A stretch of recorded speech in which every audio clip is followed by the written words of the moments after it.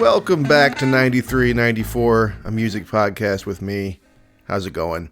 I say welcome back like you're an old friend. Maybe you are. I have a lot of friends that are in my listening group. Maybe you're a complete stranger, but you're a friend now. Or maybe it's your first time listening to the pod, in which case, welcome, for the first time. All right, now that I've gotten that out of the way. I'm excited to have back on the show my old friend Brandon Callahan. He's been on the show before to talk about Pantera, and as my resident professor of metal, he has returned to discuss Anthrax and their album, The Sound of White Noise, which was like a pivotal album in their career, and kind of for the metal scene in general, to a degree. To connect Pantera to Anthrax, this era of metal in terms of like the big guys, the big main metal thrash bands, it was a time of tumultuous turnaround. And I only know that because of this conversation you're about to listen to with Brandon. So I'll just go ahead and let him take the wheel on that one.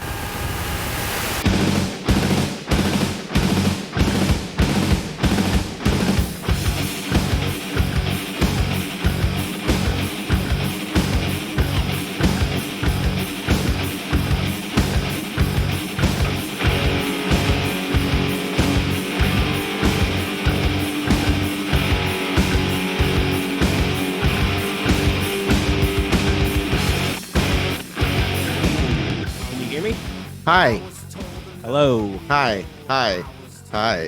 We did it. Hi. How's it going? Great. How are you doing? I'm doing good, man. Good to talk to you again. You too. Thanks for having me on again. Oh, man. Thanks for coming back on. I can't do it without guests. Can't do it without you. You doing all right? Yeah, just milking the last bit of summer I can, That's funny. I'm sitting here thinking like, well, you've already been on the show once. I can't ask you how we know each other because we've already covered that ground. So I thought, I'm really excited that summer's finally ending. I was going to ask you what, if anything, you're excited about for the coming fall. But since you seem more interested in summer, what are you juicing out of the last of summer? Well, just kayaking. Yeah. Living on the lake, get the last few laps on the kayak in. And then one more trip to Cedar Point to close out the summer because I got the gold pass and I got to make it pay for itself. These are great things you're talking about. You're not wrong. Kayaking in Cedar Point, that's nice. Yeah, I'm kind of a amateur coaster enthusiast these days. Going pretty regularly, huh? Yeah. That's cool. We're right there next to America's Rock and Roller Coast, so take advantage, right? Since Boblo closed, it's like our home park, yeah, pretty much in this area of Michigan.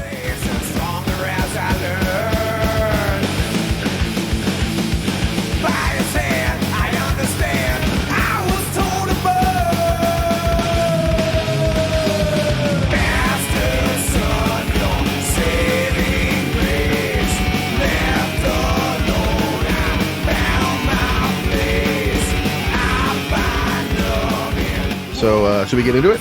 Yeah, let's get into it. Let's get into it. So how did you come to Anthrax? How did you get into this album? Well, I said on my last appearance on your show, Metallica really kicked open the door for heavy music for me. Any Metallica fan, past, present, or future, if you're doing research into the band, you always hear three other bands always named with them, and that's Megadeth, Slayer, and Anthrax. Yeah. They're collectively known as the Big Four of American thrash metal. Mm-hmm. Pretty much invented it. The Four Horsemen. Yep.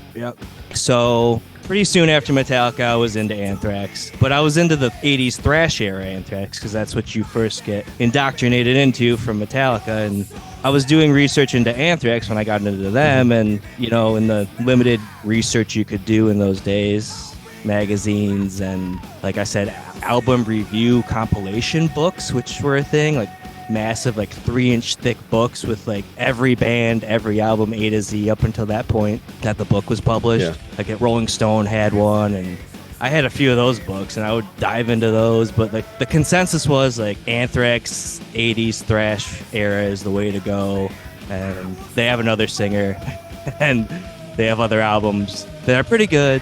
But, the mob consensus of the time was, stick with the 80s thrash. So I was kind of hesitant to pick up the John Bush era Anthrax, the previous singer, Joey Belladonna. So I eventually got Sound of White Noise through a podcast favorite, Columbia House. There we go. I also, too, opened Columbia House and BMG as well. I had those coming to my house. Yep, that's how you do it. So I got Sound of White Noise through Columbia House as I was bolstering my CD collection at the time. And I wasn't sure what to expect because, like I said, the consensus was, whatever, it's there. Mhm. Check it out if you want. And bands changing singers. That's a huge thing, That's Yeah. not a light thing. Like the voice of the band changing. It can go either way, Yeah, it killed some bands. Exactly. So I was hesitant, like I said, but I popped it in and I was very pleasantly surprised. To this day, it's in my regular rotation Okay. as an album and an Anthrax album. Nice. You mentioned Columbia House. I actually got either from Columbia House or BMG1. Back in the day, I got Attack of the Killer Bees for some reason. I was 11 or 12. I was like, okay, Anthrax. I've heard of Anthrax. And I got that, and I got to say, I never really listened to it. As I mentioned last time you and I talked, I'm not the hugest metalhead, but I recognize that these four bands you mentioned are important to American culture, and Anthrax generally is. So I definitely wanted to talk about them. And it's really interesting how a band could be such a big 80s band and then shift gears pretty dramatically here. It feels pretty 93. Some of the guitar work that's being done still has, a bit of a throwback to the 80s feel, but this feels like it's from the era. And I think it's funny also, the last time you were on, we did Pantera's Far Beyond Driven, which also seems to be like a pivotal album for the band when they kind of shifted gears as well. It's interesting. Yeah, it's a musical shift and it's also like a attitude shift. Yeah. 80s Anthrax was like fun. They were like out of the big four, they're like the band that laughed and like wrote songs about Stephen King novels and John Belushi and just, random stuff. And they had a mascot called the Not Man. And, like they had a rap song and stuff like that. Like, yeah, I'm the Man. It actually went platinum. It was their only platinum album. But that's all muted on this. It's very of the time. Yeah, it's a pretty serious album. And it seems like when I went to Spotify to start listening to it, when I looked at like the list of, it always shows like the 4 albums or whatever, they're the most popular. And they're all the albums from the 80s. So it seems like what people are listening to is still more the Belladonna era than the Bush era. Different Bush era than ordinarily I would use that phrase, but you know what I mean? It just seems like people seem to prefer the Belladonna era.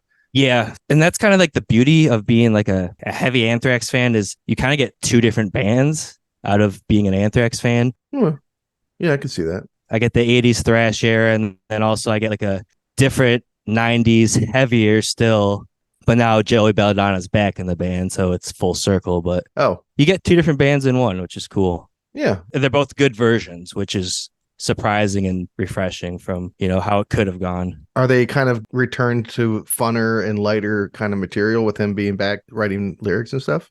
It's more mature, definitely, Yeah. but it's definitely, they got that attitude back in the band, that 80s thrash attitude. Why did John Bush leave? Do you know? They wanted to do a tour with both singers. Oh, that makes sense. So they could have a set with each singer, and John Bush wasn't on board with that. That's what we call career suicide. Yeah. That was not a great call. All right. Well, so in listening to this album, what sticks out to you as the best track on this album? That's the big question. My favorite song is Room for One More.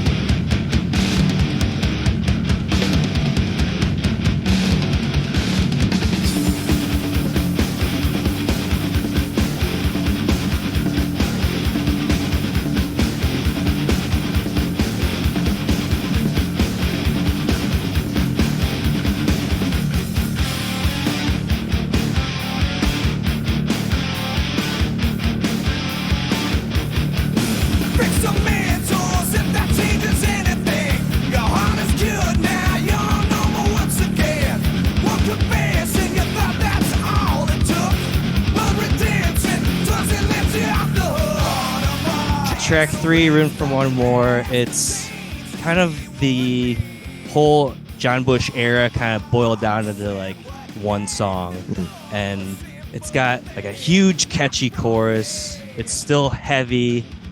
The great Charlie Benatti, the drummer on this album, he's one of the all-stars for me on this album. He kills it. He's all over the place. Him and Frank Bello, they form a great rhythm section on the main riff on this. From start to finish, I think it's one of the best songs probably the best song for me on the album, and maybe for the John Bush era, Yeah. I'd say, for me. That one's fun. I like that one. I kind of went back and forth on how I felt about this album. It didn't grab me quite as strongly as the Pantera album did, but songs like Room for One More, yeah, I felt like that one grabbed me, only grabbed me, and a few others grabbed me. But like a lot of times it felt like there's still like one foot still in the 80s thrash and another foot kind of more in the like modern sound with the album. And I like the more modern stuff better. And then I think that Room for One More felt like pretty well balanced. That's what I like about the album, is its balance of the 80s and the 90s. Because, like I said, if you were to play this for someone, like any track off 80s era Anthrax, and then play any track off Sound of White Noise, you would not know it's the same band. Mm-hmm. You wouldn't know. That's why this album, it still had some of the like driving riffs and double bass drum work that was a hallmark of that era that they kept in the 90s, which I dig. So I kind of like the blend. Yeah. And I think Room for One More kind of, like you said, blends that perfectly for me. And that's also what I like about the album overall. That makes sense. It would be like a representative song for you from the album. Yeah. With Pantera, there was one song I was like, this is clearly the worst song on the album. But with this album, I'm completely new to it, really. So I won't list any songs I think are the worst or anything like that. But I will say the song that I thought is the best, the song that stuck out to me the most is Packaged Rebellion.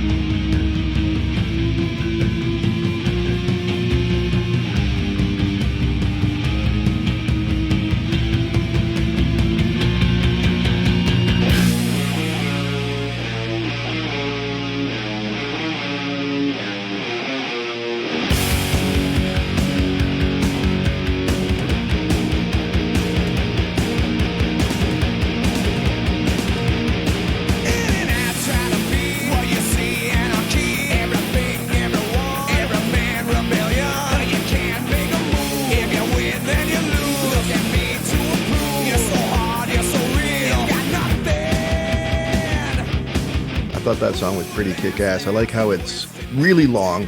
I mean, it's like a 6-minute fucking burn. Mm-hmm. I like the message. I like that it's kind of like, it seems almost like he's taking on his kind of frivolously minded, empty, kind of just anti-authority fans that are just anti-authority with nothing to offer in its replacement. You know, and I think that's like a really interesting take for a band of that kind of stature and vibe.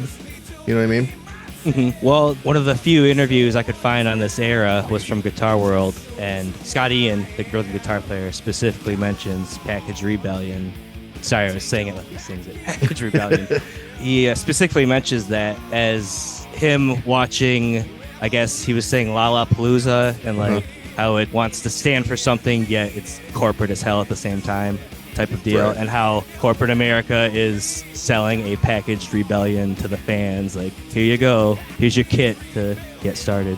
Yeah, I think that's brilliant. You and I were teenagers for most of the 90s, and you know, it was pre 9/11. It was a pretty, I'm not saying everything was hunky-dory and perfect. There was all kinds of shit that was fucked up, but I mean, it was a pretty peaceful and okay time. But at the same time, I remember a lot of angst and a lot of like just malaise and, you know, everything kind of feelings, you know, maybe it's the people I was hanging out with and my age and stuff, but a lot of it was kind of directionless, and I think the song captures that. He was kind of saying, like, you're on the cover of the Rolling Stone with a shirt that says fuck corporate America, but you're still on the cover of the Rolling Stone. You know what I mean? Right. You can put your tongue in your cheek as deeply as you want to, Kurt, but you're still doing what you're doing. Yeah, so that's what he said his take on Package Rebellion was, which I thought was pretty cool. Yeah, and it's got a really good feel to it. I love that song. That was that, and Only I was kicking around for one of my favorites too, just because Only, that was the lead single off of it. Yeah, which didn't surprise me. That was the other one I was considering to name as my favorite as well.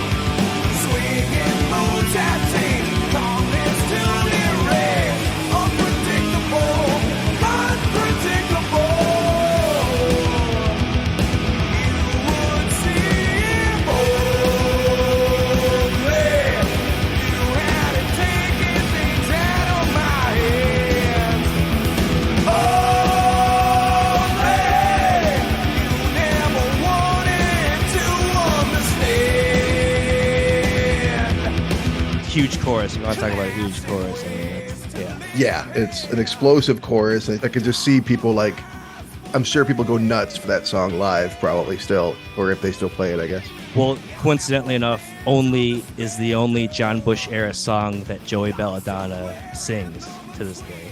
Really? That's funny. So it was a pretty big single then, huh? Yeah. I guess if the fans demand it, and also from what I understand, from what I briefly read, I didn't dig too deeply into the background of the band and stuff, so I figured you would come pretty well armed with that knowledge. But I did see something on the Wikipedia page for the song Only that said that, like, James Hetfield, I think it was saying that it was, like, the perfect metal song and that kind of stuff, and it's a highly respected song. And I get it. It is a really cool song. Yep, he told Scott Ian and Charlie Benatti that after they played it for him. And also, coincidentally enough, back in the early 80s when all of those bands were first starting out, Metallica was looking for a singer because James Hetfield did not want to sing. He never wanted to sing. He never wanted to be the front man. And their main person that they considered was John Bush. Oh, really? Yep. But John Bush turned them down because he was in the band Armored Saint, which is the band he left Anthrax to sing for. They're just a random, whatever, 80s band. He left Armored Saints to sing for Anthrax? Yes. But when Metallica asked him back in the day, I think it was 82, he was already in Armored Saint. They said, sorry, Metallica, I got these guys. And, hindsight 2020, obviously, for John Bush. Maybe a decade of being like, shit, I could have been in one of the biggest bands. And then Anthrax tapped him a decade later. He's like, yes, please, I'll take it. Yeah. That would make sense. Yeah, all those bands are just all connected in so many ways back then. What about a song that is underrated? Do you have an underrated song for this album? Yeah, I have a few of them, but the main one, I was going to say before we started the podcast, hands down, it's going to be 1,000 Points of Hate. That was my sleeper. But then after listening to the album again, I was like, you know what? Sodium Pentothal.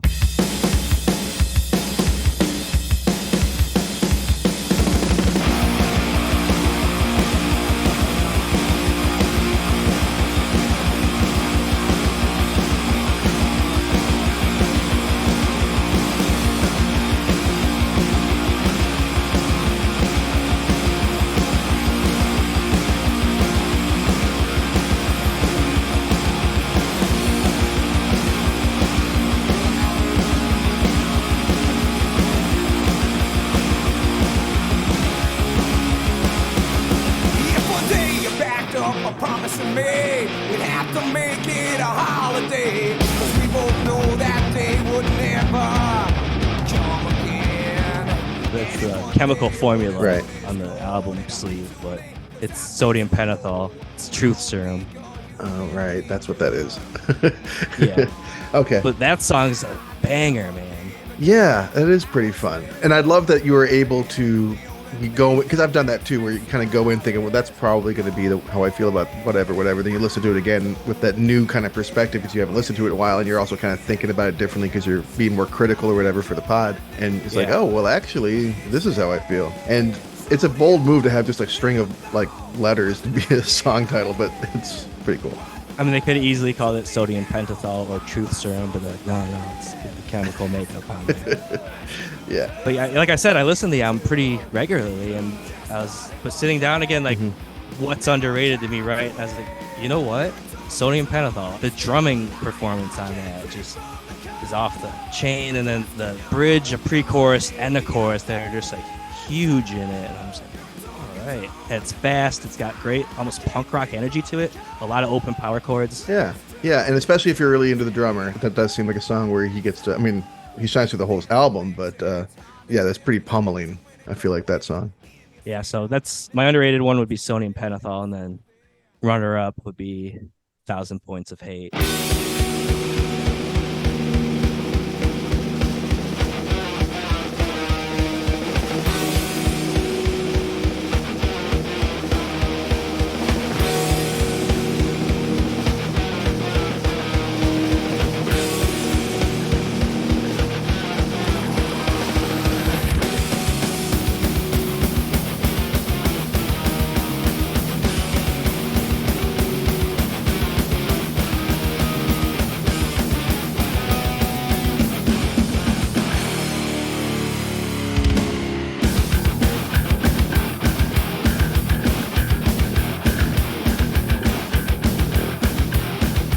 1,000 Points of Hate is very, I mean, just the reference is so 90s, right? The reference to George H.W. Bush. But yeah, that's a pretty cool song too. I like that one. As I'm talking to you, I'm like, well, maybe I like more of this album than I thought. Or maybe it's like, I feel like I like parts of it. There are like some songs where I'm like, I'm not sure that I'm into the whole song, but then there's moments of the song that really grab me, if that makes sense. And that's kind of how I felt like with 1,000 Points of Hate or whatever it's called. I felt like the beginning in particular really seizes you. Yeah, there's parts on some songs that feel kind of tacked on or extra. The editing could have gone a little better on some of the songs. Maybe, and also, like, I don't have the benefit of listening to it for 30 years and being like a hardcore fan, but I do think that they have, and that song is a good example, they have a different kind of songwriting approach than I was expecting, in that they're pretty lengthy with their songs and that they are a little more experimental and taking left turns with their songwriting than I was expecting. Yeah, and that's kind of a thing they kind of carried over from some of the thrash era. They always wrote little lengthier songs with some instrumental passages that kind of came out of left field, or you're like, whoa. Oh, okay. I can see that.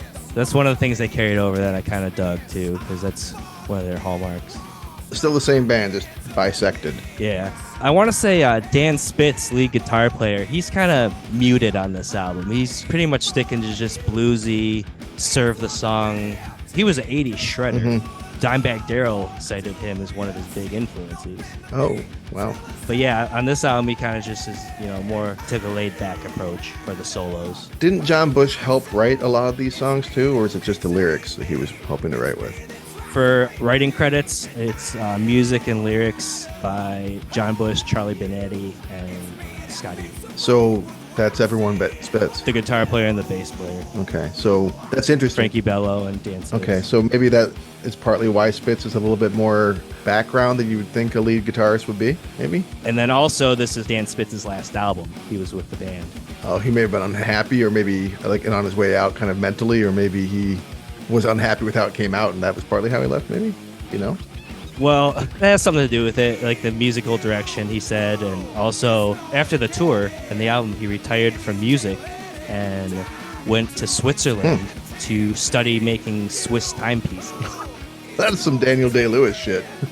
He went from 80s thrash shredder to Swiss timepiece maker, and that's what he did for years. But he joined Anthrax briefly again in 2005, and then that was it. He went back to watches. There's something super fucking cool about someone achieving the dream that like so many other people want, and then using that as a way to like catapult into doing what they really want to do, which is move to Switzerland and work on clocks.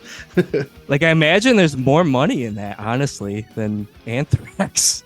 I wouldn't be surprised. That's a harsh reality, is that people think, oh, like you're on TV or you have a big album, whatever, you must be rich. Like, no, artists are mostly not rich. So what about, do you have a least favorite song you could pick here? Least favorites for me would be Black Lodge. Yeah, it feels different from the rest of the album in a pretty dramatic way, I thought. Did you look into the writing credits on that? I did not. Are you familiar with Twin Peaks? I mean, I'm familiar with it. It's a reference to Twin Peaks? Well, the Black Lodge is a Twin Peaks reference. Okay. But the gentleman who wrote the theme song and all the music for the movie and series has a co-write on this song. Oh, well, no wonder it's so different. Yeah, Angelo Badalamenti. And it was a single too, wasn't it? Yes, it was. The singles were Only, Room for One More, Black Lodge, and High Pro Glow. That's interesting, because Black Lodge is a lot more, especially if they're trying to like keep their fan base but also appeal to new people. That one feels a little bit more, I don't know, there's something esoteric and kind of like, I don't want to say like European or something. I don't know, it just has like a really kind of like... Well, funny enough, that's what some of the band says killed the album sales, was Black Lodge as the third single, because it was released in the summer and they wanted to do High Pro Glow, which is like a high energy, summer song. Yeah, high BPM, but the record label was like, no, we're doing Black Lodge. And they said it totally killed the buzz. Or at least that's what they said. I mean, it says something if they said it, right? If that's how they feel about their own song and its effect on their sales. Yeah. But for me, Black Lodge, I mean, it's got a lot of tension and it doesn't really go anywhere. That's well put. That's exactly what it is. It feels so moody and like you're kind of waiting for this break that never comes. It's got, I guess, a cool chorus or whatever, and it gets kind of heavy with some decent guitar harmonies at the end. But Yeah. I'm expecting an epic conclusion or something or whatever, but it's just kind of meanders along and whatever. Have you ever gotten a chance to see them live? Yes, Anthrax is one of the bands I've seen the most live. Oh, really? Yes. How many times? Do you have any idea? Have to estimate about 15 times. That's a lot. That's a lot of times. Yeah, you're not right. First time I saw them was at the Emerald Ballroom. I don't know. It was in Mount Clemens. Oh, okay. It was Motorhead and Anthrax. Okay. So Anthrax opened for Motorhead. Uh-huh. So that was a very loud show. I bet this was in the 90s, I'm guessing. This was actually 2003. Oh. This was actually the end of the John Bush era. So I did see John Bush live. That's cool. With them. I'm glad you get to do that. Yeah, and it was awesome. I went on the Motorhead motorboat cruise. It was a Motorhead cruise on a Norwegian cruise ship, and Anthrax played that. So I saw Anthrax in the middle of the ocean. That's pretty fucking cool. Who else was on that cruise? It was Motorhead, Anthrax, Slayer, Hatebreed, Corrosion of Conformity, Exodus. Wow, that's wild. Yeah, it was a heavy cruise. I bet.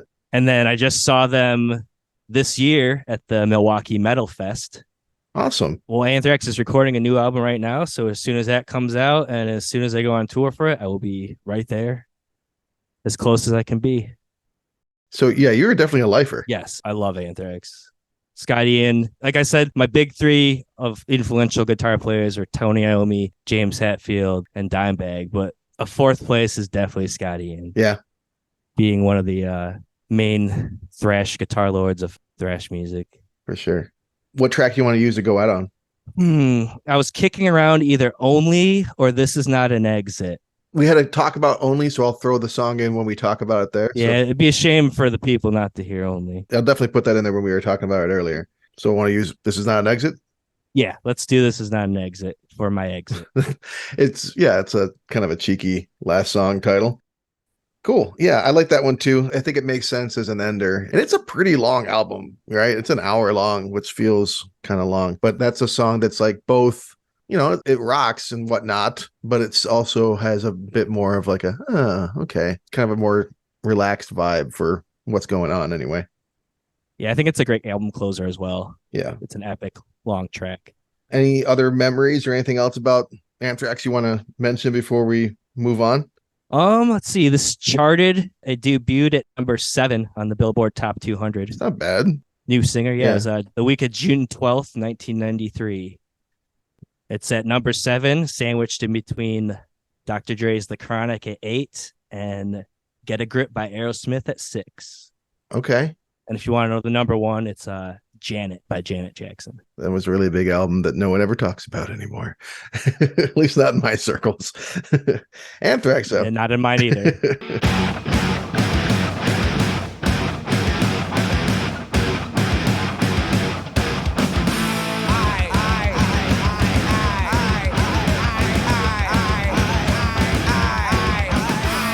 One more thing I want to mention, producer was Dave Jordan, who also produced all of the Alice in Chains albums. Yeah, that definitely, you feel that. This album has also been referred to as Anthrax in Chains by some fans. I don't think it's too heavy-handed. No, I mean, I could see that by the vocal melodies and maybe some of like the guitar tones and sludgy riffs, but Alice in Chains was never this fast. No. Or hard. And I imagine if it sounded the exact same and it wasn't the same producer, probably people would not have made those comparisons, I feel like. And also, are you familiar with Terminator X from Public Enemy? No. He was their DJ. Okay. And apparently, I was looking on the Wikipedia, he has a credit on the album. Oh. Apparently, he does some record scratching on 1,000 Points of Hate, which, like I said, I've been listening to this album since 1998, and I've never heard that. As you said that, I'm like, there's a record scratching? Oh, I missed that. Apparently. Okay, that's cool. And you know what? I also want to say before we move on from Anthrax that I feel like, and maybe this is in my own head, who knows? You can't really judge these things for sure. But coming to this album without having listened to it before, I do feel like there's a couple bands that I like and have listened to a long time, I bet they're big fans. In particular, Boy Sets Fire and CKY. Listening to this album, I'm like, I keep on hearing these moments that just make me think of these other bands and these other kind of moments from like 10, 15 years after this album's release. CKY, I could probably almost guarantee it. And then also that whole era, like you said, Boy Sets Fire, like kind of the whole era, like they loved like that 80s metal. Like remember when Sum 41 brought out Kerry King? No, but I never got into Sum 41. Who's Kerry King? Also, no, I don't know what you're talking. Oh, sorry. Kerry King, lead guitar for Slayer. All right, see, yeah, again, not the metalhead. I should know that kind of thing. I knew Scott Ian's name. I always got him mixed up with Ian McKay, but I did know Scott Ian's name. That's like one of the few people I could have named from the metal scene. I was at a Strung Out concert and I saw their guitar player wearing an Exodus shirt, and I was like, hell yeah, man. Like, so I know a lot of those dudes dig metal. Yeah, there's a lot of crossover, especially in like the guitarists, you know, of those bands. Not necessarily the whole band, but the guitarists. You can hear it in the guitar work a lot of times. Yeah. So what else do you listen to? Anything else? I'm still digesting the new Metallica album. Okay, that's what you mentioned last time. So you're spending a lot of time with that. Yes, because those releases are kind of a huge milestone in my life, and I'm seeing them in Ford Field in a couple months. Nice. Still getting into that. Cool. I'll give a shout out to my girlfriend, Heather, and her project, Good Ghoul. Good Ghoul. Are they streaming on the normal places? It's her just solo. Okay. And she's on SoundCloud. Okay. So check that out on SoundCloud. Awesome. Yes. Good Ghoul on SoundCloud. Are you ready for your 90s trivia, Brandon? Yes, please. Hit me. How old were you in 93? I was 9 years old. That's about what I figured. Okay. Born in 84. Okay. So you were playing with toys in 1993. Yes. It was the year, like I said in my last appearance, it was the year I decided I needed to listen to music. It's a good year. It's an important year. I don't know why or what, but yeah, that was the year. It was the best year you could have possibly chosen to get into music, in a way. Best year of music, probably in world history, if you had to ask this extremely biased podcast host. So I want to talk toys with you. I got a list of 5 of the biggest toys from 1993. Okay. I want you to tell me which one of these 5 you would have been most excited about in 1993, and which one of these toys, if you could get like a pristine version of it now, which one would you take? Gotcha. So number 1, the biggest selling toy of 1993 at Christmas was this thing I have like zero recollection of called Talk Boy. I guess it was what Kevin McAllister featured in Home Alone 2. Yep, yes. See, you were right there with it. Kevin McAllister used it in Home Alone 2. I guess I'm more of a Home Alone 1 guy. I haven't seen the Trump one as much. But yeah, it's whatever he used to like record and stuff on that one. You could buy that in 93. It was a big seller. Huge plot point of the film. Was it? I guess I'll have to watch that this Christmas. Beanie Babies were released for the first time in 1993. Oh, wow. Yeah. Now, another one is Action Man. Action Man was like this weird, kind of like the size of the big G.I. Joes from before, like when they were little handheld figurines, but they were like more like dolls. So it was like that. And it was like Action Man the Construction Man, Action Man the Engineer, like all these kind of different stuff.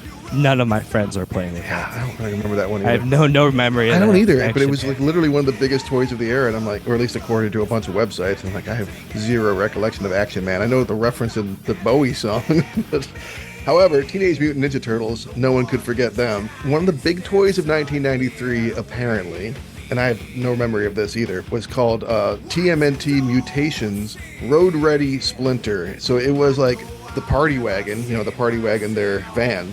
Yeah. It was that with Splinter behind the wheel, but it transformed into a giant Splinter. Oh, wow. Yeah, they were at that era of the figures. Right.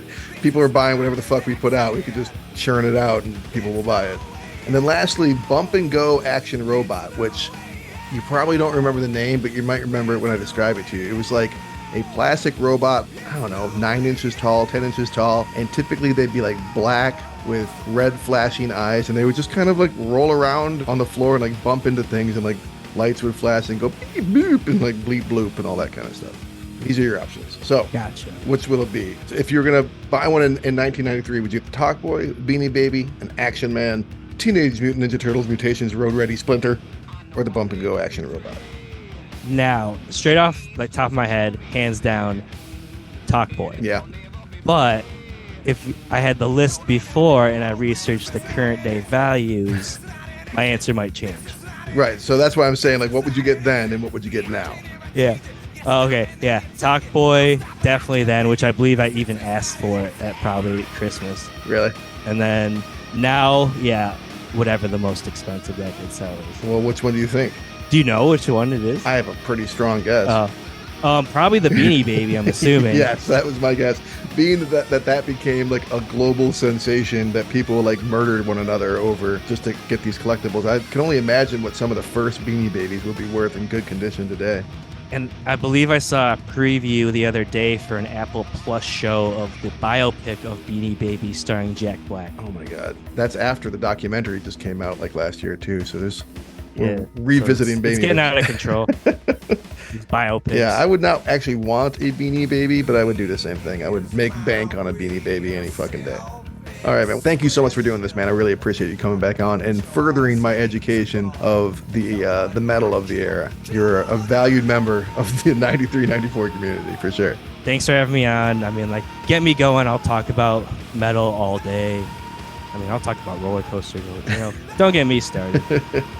But if you want to have me on again, I'm more than happy to come on. I will definitely have you on again and get you started on metal, and I will come up with some roller coaster questions for you too. Cool. Awesome, man. Thank you. Thanks, Travis.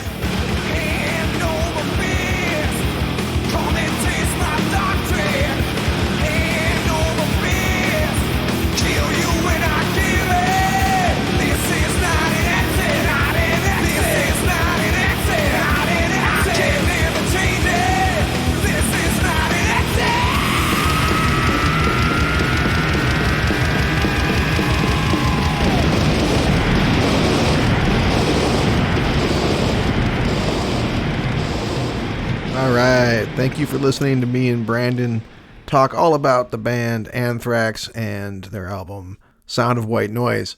It's always interesting to me when I'm doing this podcast to have a guest on that is talking about an album, a band that I'm not that into, not that familiar with. It's always fun to get that kind of perspective. I mean, part of doing this podcast is the fact that I want to delve into albums that I love, and I get to do that plenty. But it's also fun to sometimes just kind of like be in someone else's world for a little bit. And I appreciate Brandon letting us into his little Anthrax world for a little while.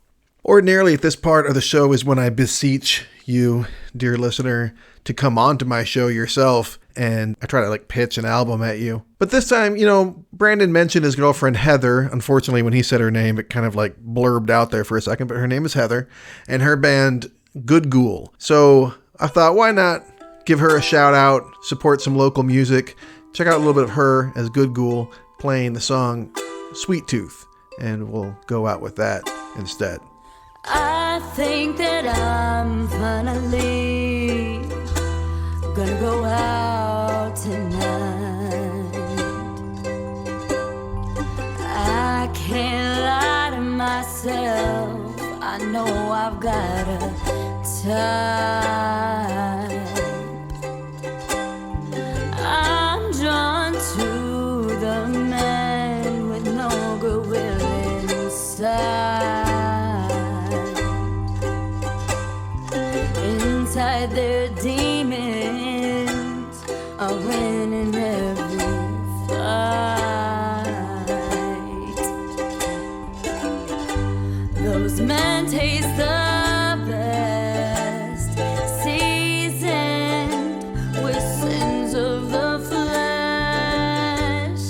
Again, you can find Good Ghoul on SoundCloud, so definitely check that out.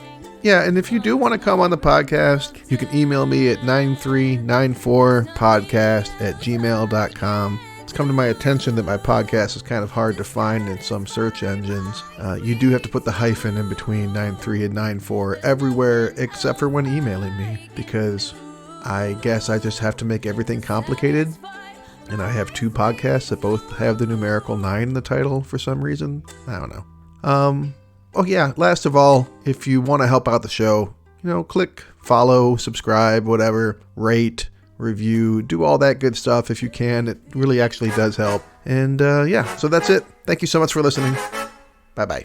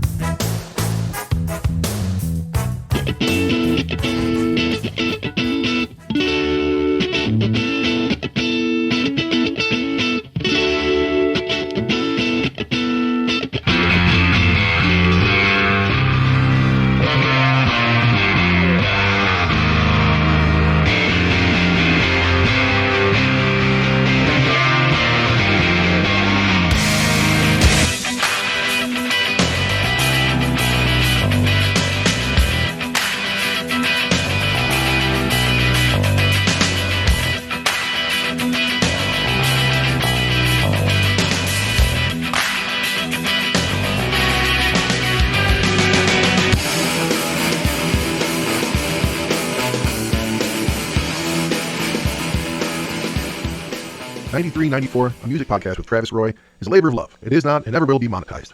Please don't sue.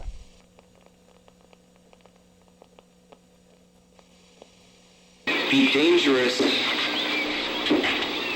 and unpredictable.